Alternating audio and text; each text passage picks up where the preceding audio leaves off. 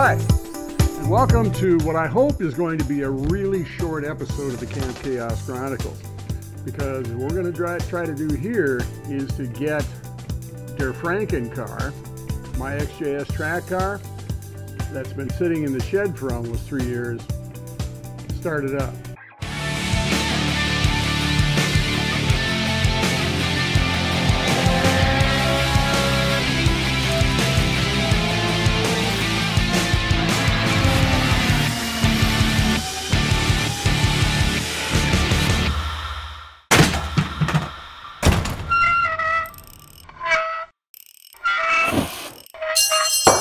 Dang it. Now the reason that it's been sitting for that long is that I took some time off to get a business going, and this YouTube channel has taken a tremendous amount of time. It takes almost twice as long to do anything when you're doing video of the process. So this car has been sitting in the shed, and I don't care how well you cocoon a car. When it's sitting in that kind of environment, there's all sorts of bad things that can happen. So this thing needs to get started. It needs to get started today, and I'm hoping for the best. So before you put a car into long-term storage like that, and I didn't think it was going to be that long-term, there's a number of things that you want to do in order to make sure that when you try to start it again, that well, number one, that it doesn't get damaged during the course of the storage, and number two, you're going to increase the probability that it's going to start quickly when you come back to it. Now, I had figured that I was going to take a year off, and but still, what I did is, first of all, I pulled all the plugs, put a little engine oil in it, in each plug, and put the plugs back in. I made sure that these plugs were installed on the intake side, even though the air box is sealed against the hood, and also there's a filter on each side for each bank of carburetors. Wanted to make sure there's nothing that was going to crawl its way up in there into the engine, and also the headers were open down below, so I plugged those up as well, so that no critters can get up the backside and set up housekeeping inside of one of the cylinders. Mice will get in everywhere. All they need is a 1/4 of an inch, and that's it. So as far as up front, that's all I really did. In the back, what I did was drained out all the fuel and also emptied out all the lines. Now, one thing I forgot to do was to empty the fuel surge tank.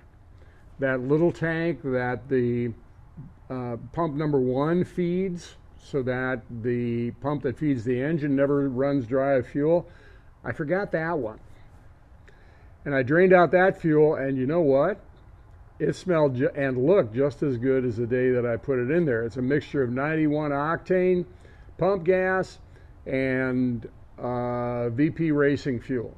I forget exactly which one. I think it's 111 octane, which gave me somewhere in the neighborhood of 100 octane fuel. So, and of course, charged the battery up and disconnected that, and the oil was relatively fresh, so I didn't change that. And that was about it.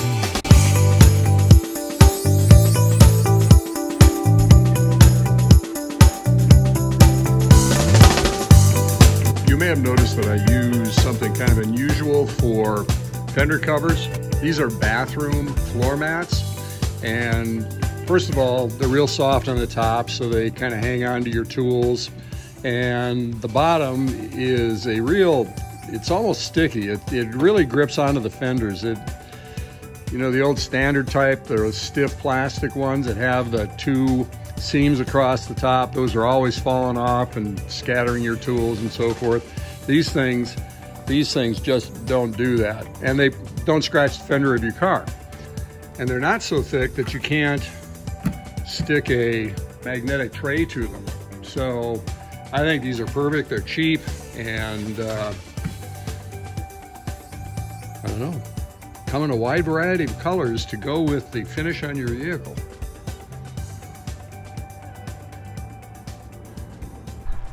Well, it's been a couple of weeks. Life kind of happened there for a while, and we haven't actually had an opportunity to start it. So we're going to do that today so that we can get going on some of the other stuff that we need to be dealing with in this car, most notably brakes. So the protocol here is we're going to, first of all, pull all these out so we don't flood the engine full of fuel. Believe me, I know what I'm talking about. The next thing we're going to do is we're going to turn on both fuel pumps. We want to fill that surge tank in the back, and then once that's full, be able to fill the fuel bowl full on all the carburetors full of fuel.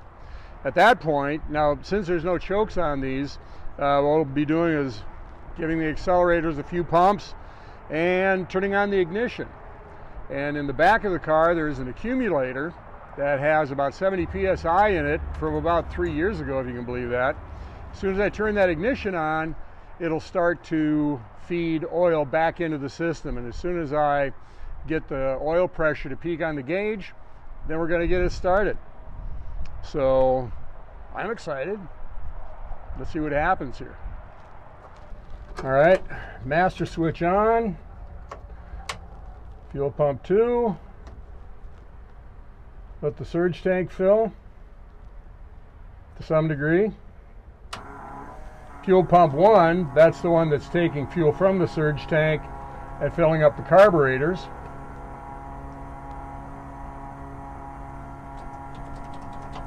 We'll give that a while. And then, there we go, we can hear the fuel pump starting to load down. Turn on the ignition. Oil pressure's going up.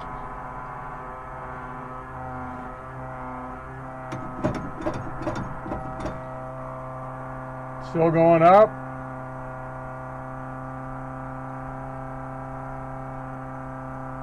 And here we go.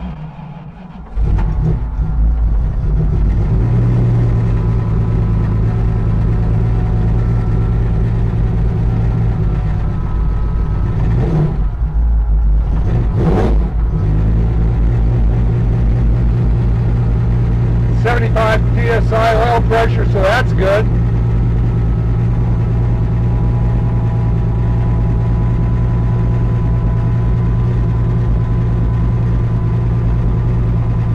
I'm not going to do anything really crazy with it right now because this thing has been sitting for a while, and we don't want to do anything untoward that might cause some damage. 'em.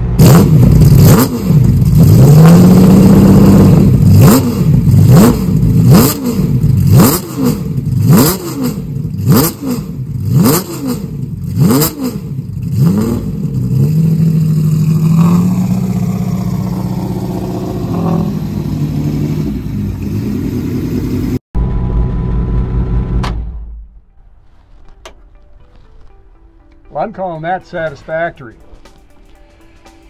Not bad for sitting for 3 years. Now clearly it needs some work. It didn't run all that great. I'm sure that there's a few carburetors, if not all of them, that need to be rebuilt. It's just not good for them to sit for a long period of time dry. So there's that. Plus, even above the engine note, you can hear there's a lot of tapping noise that, although that may change once the engine warms up.